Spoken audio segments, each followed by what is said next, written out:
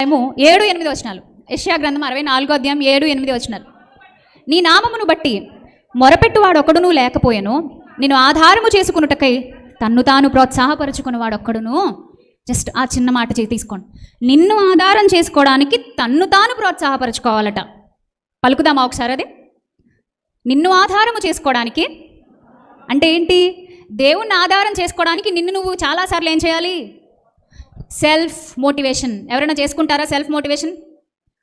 కొన్నిసార్లు బాధ వచ్చినప్పుడు, కష్టం వచ్చినప్పుడు ఎవరితో చెప్పుకుందామని ఫోన్లు తీస్తాం. మనకి బాగా దగ్గరైన వాళ్ళు, రక్త సంబంధికులు వచ్చి భుజం మీద చేసి ఏంటి అలా ఉన్నావు అని అడిగితే అప్పుడు బస్ట్ అయిపోతాం, బాధేస్తుంది, ఎందుకంటే మనవాళ్ళు కాబట్టి.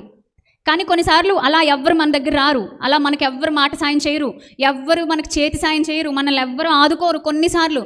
మరి అలాంటప్పుడు ఎవరికి తోడు? దేవుడే మనకు తోడు. దేవుని బట్టి మనల్ని మనం ఏం చేసుకోవాలట? ప్రోత్సాహపరచుకోవాలి. అంటే సెల్ఫ్ మోటివేషన్. ఇప్పుడు నేను అడుగుతున్నాను, దేవుని కొరకు నువ్వు ఫలిస్తున్నావా? అన్ని రంగాల్లోనూ ఫలించగలుగుతున్నావా? కొన్నిసార్లు మానవులు నమ్మలేనటువంటి గొప్ప గొప్ప ఆవిష్కరణలు ఎలా జరిగాయంటే దేవుని ఫలింపుకు లోబడ్డం వల్లనే జరిగాయి. ఒక రోజున ఒక చిన్న స్టోరీ చెప్తాను నేను. ఇది స్టోరీ అంటే స్టోరీ కాదు, చరిత్రలో జరిగింది.